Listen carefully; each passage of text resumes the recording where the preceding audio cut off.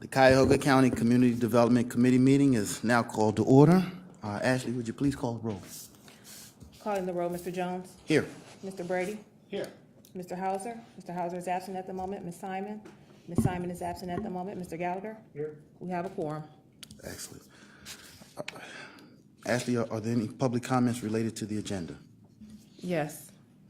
Reverend Pinckney Butts. Yes.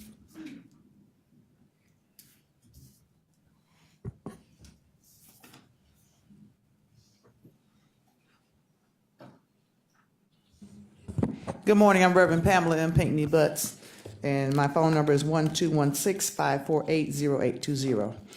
Greetings this morning to the committee and its chairperson. Good morning. Good morning. To the Honorable Mayor Frank G. Jackson and his wife, and my newfound friend, Mayor Stan Kochi, and his darling wife. I wanted to, first of all, say I am in agreement with Resolution 32, item number 21. And I want it made known and clear that the people who have the businesses and the different entities in Bedford need to realize that Bedford has laws and it has rules. And they have been violating and stripping that city of its voice and its rights. And the people leave that city and strip that community without the council members knowing it and the citizens knowing that they're leaving, and they're violating all of the laws of that city. And I am putting a demand of respect on that city. For items 1 through 20, I'm in disagreement with those items. And the reason I'm in disagreement with those items is the assault that I received, first of all, from the chief of police from Fairview Park on December 5th when I spoke here, addressing racial profiling, human trafficking, terrorism, and some others of concerns. And he stood over me while I put my boots on. And I'm concerned because I'm wondering what communities are actually being developed and how they're being done, sir, Mr. Chairperson. Because on yesterday, my grandchildren were taken again. And I did multiple reports of abuse, neglect, and endangerment to children's services, and David Merriman would never return my calls again. Cleveland police threatened me and harassed me, and these people keep following me. And I'm wondering what basis are these communities being established upon, because when I do things in the community, my voice is silenced and police are sicked on me. I am being denied resources in the community, as well as denied the right to protect and provide for my children, my grandchildren, as well as myself, in all of these other communities. And Mayor Frank G. Jackson has done what he can for me within the realm of his ability of leadership, but his body and his administration and city council members challenge him and fight him on working with me. And Cleveland police and some of the Cuyahoga County Sheriff's deputies have been violating me. And I would like to come back at non-agenda items and continue this discussion. I am familiar with Cam's Corner. I am familiar with all of these entities that you're about to allocate funding to, but I am in disagreement with it also because it also supports the $3.9 million tax levy, which is very racially racist. Thank you. Ashley, has anyone else signed in for public comment? No, no one else is signed in. Thank you. Can we have a motion to approve our minutes from our November 20th meeting? Moved by Councilman Gallagher and seconded by President Brady. All in favor say aye. Aye. The minutes are approved. All right. Well, we have one item on our agenda today, and Ashley, if you would read that into the record. Resolution number 2018-0032, making awards to various municipalities and nonprofit organizations in the total amount of $1,019,698 for various projects in connection with the 2018 Community Development Supplemental Grant Program for the period 3/1/2018 to 2/28/2019. And if you would like to speak to this matter. Good morning, Sarah Parks Jackson with the Department of Development. Once again, the department administered the 2017-2018 Community Development Supplemental Grant. Our process began September 15th with the release of the applications. We had an information session on October 13th, and with responses due November 30th. We tried to give people ample time last year. They said we didn't give them enough time, so this year we thought we'd give them a little, 30 more days so that they could get their applications together. We received 37 applications, 10 from nonprofits and 27 from our communities, which totaled $1,799,480.47. We had infrastructure projects, parks and playground projects, safety projects, streetscape, community centers, signage, storefront, and what we termed as miscellaneous because it didn't fit in a particular box. All of the applications were reviewed by our review committee, which consisted of 2 representatives from the Department of Development, a representative from the County Planning Commission, a council representative, and we always try to have someone from the community, so we had a person who works for Cleveland State University in the Department of Urban Affairs who joins us in the review of these applications. Of the 21 of the 37 applications, we noticed also had applied last year. This is a 100-point application with 30 points for program description and 50 for impact and 20 for implementing schedule and milestones. Of the recommended applications you have before you, 13 of those projects were also approved for funding in 2017, in the 2017 round.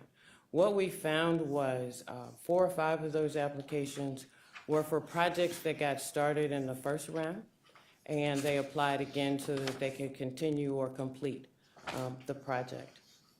We have 4 of the recommended projects that applied in 2017 that were not, excuse me, the 2017 round that were not funded, that are in fact funded this round. We attribute that to, the offer is made to all applicants to contact our office and we will review their application with them. We do not tell them what they did wrong. We tell them how they can make the application better and stronger because we don't believe that any application is wrong. We provide people with the requirements that they must follow, and we try to give them as much guidance in response to the questions so that they can submit the best application possible. In the end, we still have a limited amount of funding that can be provided, which is why our review committee goes over every application. They are reviewed in groups so that like applications are reviewed against like applications, and then the scores are listed as a whole. So in infrastructure and parks, somebody could both have the same score. So when we write it on the scores on the board, they're just listed in numerical order. So that's how we determine. So we don't take so many from this group or so many from this group. It is strictly by the score. We saw some interesting projects this year that showed regionalism and some cross-community assistance. For example, Glen Willow and Oakwood made separate applications for a joint project to improve their shared railroad crossing.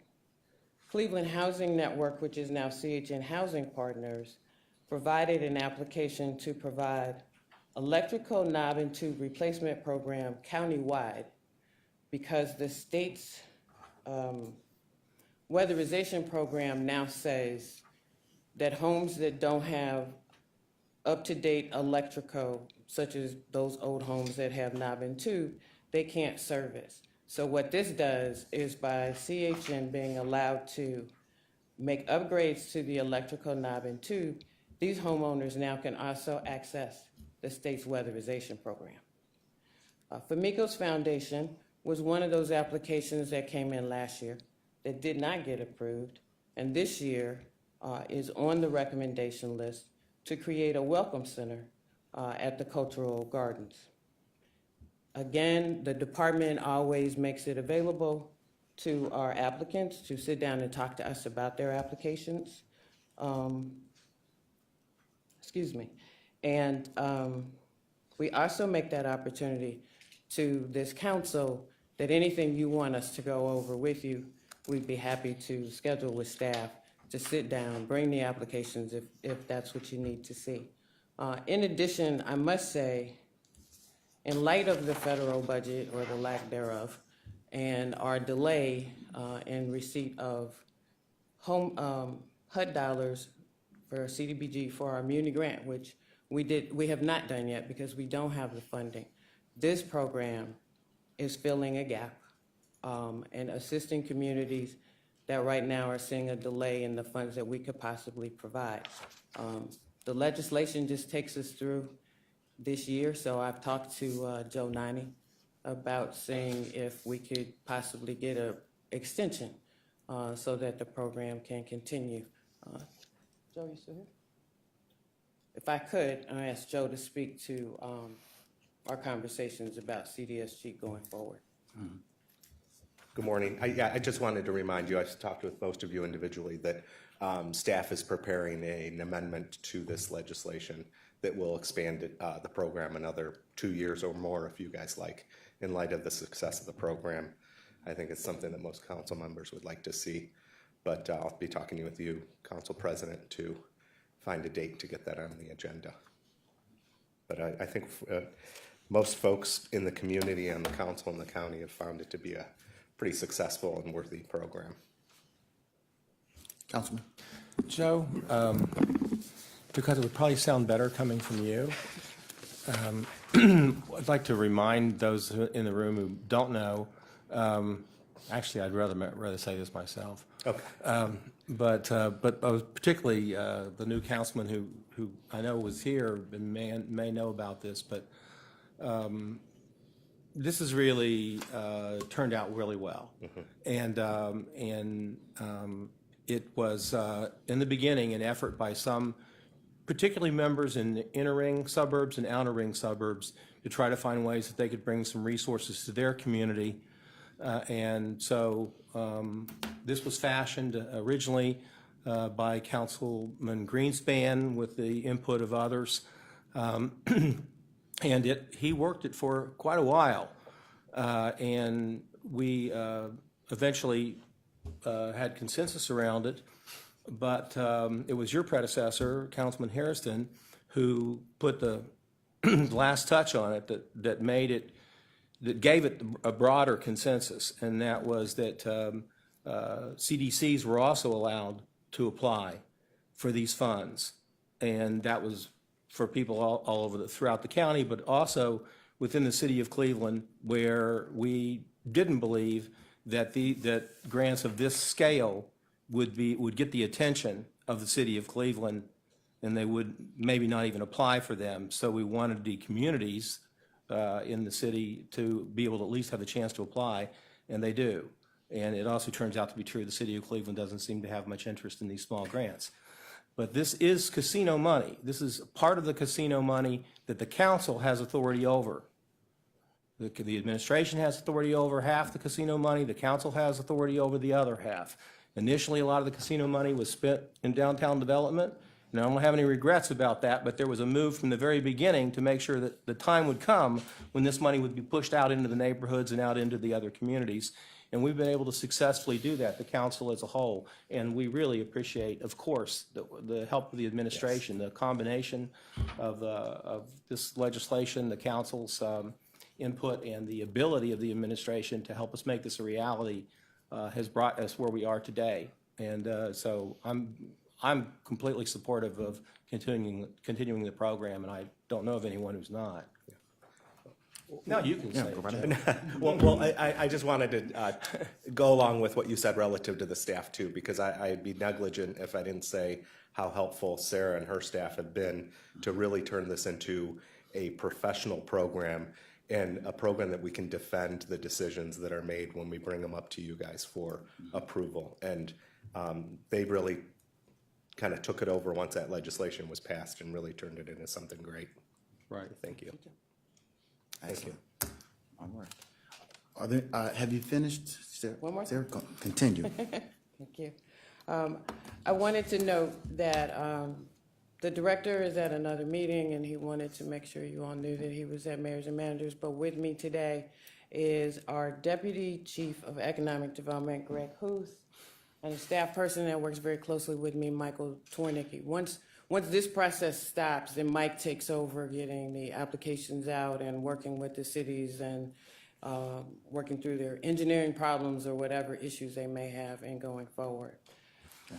And we all know Greg, but he is transitioned from the prosecutors. That was 3 years ago. Oh, that was, okay. Cincinnati, okay. All right. Time flies when you're having fun, I guess. So lastly, the 21 applications you see before you represent actually the $1 million that was for 2017 and $31,582 from 2016, because what we did was we had one entity from the 2016 round that gave the money back or didn't want to use it. We also had other communities that, because the budgets that they provide to us are estimates, so they didn't use the whole 50, so we didn't reimburse it. So we ended up with the $31,005 that we added to the $1 million for this year, which allowed us to do 21 projects as opposed to 20. And with that, I'll take questions. Any questions from the committee? I had a couple quick questions. First off, thank you for your work on this grant. Sarah, just two quick questions. First, how are we promoting this grant? And secondly, what can I do to make sure that my district is aware of this grant, seeing that I don't see any area on District 10 feature. So, next time moving forward, how can I make sure that they're aware as well? Councilman, how we promote the program is that when we get ready to announce a new round, the announcement or application announcement goes out to all the CDCs I have on my list and all 59 communities, as well as some organizations that work with the CDC. So they put the information out. Cities that have a CDC attached to them will let their CDCs know. And again, I have a list of folks. So if you have a CDC or an organization that you want us to put on the list so that they get direct contact, feel free to email me or have them email me their contact information, and we'll most certainly put those folks on the list for direct mail.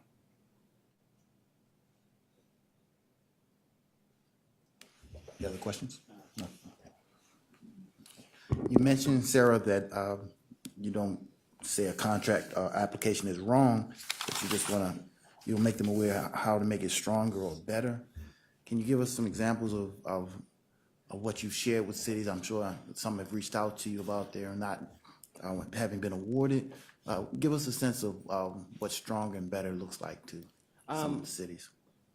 For example, the application that was submitted last year that didn't get funded, that is recommended this year, we walked them through the application that they submitted and said, okay, for example, if you're going to apply for the county for funding, you should know what council district your project is in, and we expect you to put that number there. When it comes to the narrative, we explain to them how to be more precise and concise in what it is they want. Everybody does not know what area you're talking about or what your project is, so we try to work with them on this is how you make it stronger. And my recommendation to all the folks I talk to is let somebody read it who doesn't know anything about what you want to do and see if they understand what you're trying to do, because if they don't, then you have some more work to do because our committee doesn't know your project. So those are the types of things that we just go through. Right here, you could have said this, or right here, you should say this, just to make it stronger so that people looking at it understand exactly what it is you want, what it is you're trying to convey, who it is you plan to serve. You also mentioned that some were awarded in the second year. Having won the first year and to complete the project, they won in the second year. Yes. Do you take that into account from the beginning, that they are, in a sense, are they winning for 2 years in a row? Or does that make sense? they won the first year, but you awarded them to only do half a project. Did that guarantee or give them a leg up for winning in the second year to complete the project? No, it does not. It does not give them a leg up. Each application is reviewed differently, separately. And we didn't even look at the last year's awards until we had completed this process to say, okay, here's what we're going to recommend.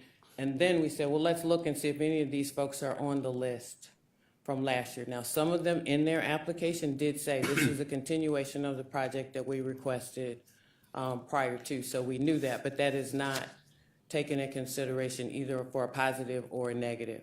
It is the basis of the application that is submitted that the review committee looks at the strength of and scores accordingly. Okay. And again, on the review committee, you said there were two members, representatives from the Department of Development, two from county planning, One from county or planning. one from county planning, and one council rep and one community representative. That's correct. Okay. All right. There are no further questions. I make a recommendation that we move this move this resolution to the full council. Do we need second reading suspension? No, I don't believe that. Under our normal process. Second. Moved and seconded. All in favor, say aye. Aye. Ayes have it. All right. Thank you.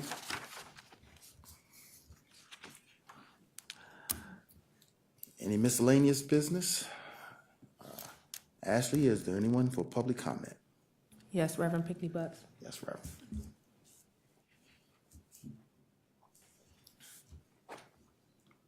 Reverend Pamela and Pinckney Butts again, and I know you heard me, and I still disagree. And I want to, before I say what I want to say about the non-agenda items, I want to go back to that because that's not true, that Mayor Jackson and his administration are not interested in small grants. That's not true at all. Mayor Jackson has made money available to the city of Cleveland, to the outskirts, to the other council members that they won't even tap into for the communities. So that's not true. So please don't make a blank statement like that. And secondly, I want to say that that money was never made available to me. And there's not a person around here in a position of leadership that doesn't know that I'm a pastor as well as a community activist. And I've been denied the right to those funds and not been made aware as to how I can obtain them so that I can do what I need to do. So let's keep it real, okay? And I want them to be real with you when they come to you, Mr. Jones, because they're not. And I don't have to have blonde hair, a wig, my hair knotted up in mats. And I don't have to be white, jet black, or anything else to get that money. I wanted to come to you this morning because you're addressing community development. And as I spoke to you a few moments ago on the agenda items, my grandbabies were taken again from me yesterday after I did a 696 alert. And I also called 911, and my grandchildren are currently in danger. And it's very bothersome to me because when I hear the discussions about the Juvenile Justice Center and supposedly a predominantly black institution is being labeled as all these black children being perceived as monsters and heathens, and they're tearing up this and tearing up that. But then when I come to a system that's supposed to work for me for assistance, I get re-abused, and so do my children and my grandchildren. Communities are not being really rebuilt or established. When a law from 1800, which recommends and represents pro-slavery and indentured slaves, is passed, in that resolution that the chief of police from Fairview Park came to present, which shows human trafficking and all these other horrible things, for lack of better terms, communities are not being built. When I see that the media only promotes people of color as heathenistic and in negative personas, communities are not being built. When women and children are still being used as property in exchange for dowries and items, communities are not being built. Please ask Sheriff Pinckney the prosecutor to step on this, to build communities. And please have Councilman Brady apologize to Mayor Jackson for that blank statement. Ashley, is anyone else signed in for public comment? Yes, Ms. Lou? Councilman, I almost never respond to anybody who comes up here, but I have a very good relationship with Mayor Jackson. I'm talking about the City Hall and the Department of City Hall that did not apply for any of these grants. I'm not going into back and forth with you. I served with Mayor Jackson. I've known him for over 30 years, so I don't need to apologize to him. He doesn't need to apologize to me. We know each other quite well. We both work very hard to do what's best for this community. That's what we do. And this is my committee, and this is No, I'm not asking, is he this is getting not a aggressive? back and forth. That's what I'm This asking, is not he a getting back and aggressive forth. with me? No, this- I'm asking.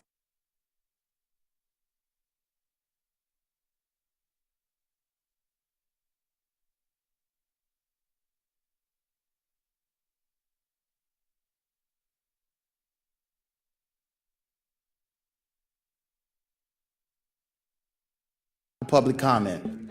Yes, Ms. Lou? Ms. Lou, please come forward. I said what I meant what I said.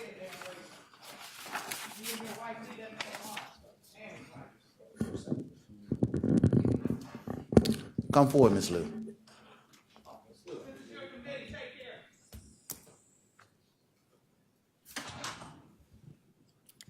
Good morning. I'm glad this is still the morning. Everybody is very awake, and this particular committee meeting, definitely you cannot sleep through it. It's very eventful. Okay, good morning. This is my first time attending this committee meeting, and I'm very glad to see we have good programs going on, the proposal in the agenda content, but I'm not here really for that. All these things should be ongoing. However, we know we have a budget cut over in us. However, as I mentioned in the public hearing on the budget, all these good programs, it seems like they still cannot really prevent people being homeless, because some of these projects already started late. Lots of people already lost their home due to all different issues. Some of these programs probably will help the people now still hold on to their homes. However, in community development, there's one particular issue. I'm not sure if this committee will take that into consideration, which is the public transportation. Lots of these communities right now, they were facing very difficult time for the residents to stay there if they can hold on to their jobs in order to participate in lots of these programs. From March 11th, we know RTA bus frequency will drop down on popular routes, not just on the unpopular routes. And also, there are other issues. This is how I found out. RTA actually can change their service. I use the word change their service every quarterly, and some of the changes made actually will affect all the county residents, doesn't matter which community they are in. Some of them are on this list here today, some of them are not. However, when they get affected, all these changes, they don't go through the threshold to call the public hearing. So people may not be able to know until it actually happens. So I wish this committee also take that into consideration, because we already have so many homeless people. They are rejected by all the community, the so-called development, because they want to put certain things in and they don't want the poor people to stay there. But the reason people they get poor, that's because they have never got enough help like these from the beginning. So we do have to work on certain things to break that vicious cycle, so everybody can be functional as they are for themselves and for the whole community's good. Thank you very much. Thank you, Ms. Lou. Ms. Ashley, is anyone else signed in for public comment? No, no one else has signed in. All right, well, our meeting is now adjourned.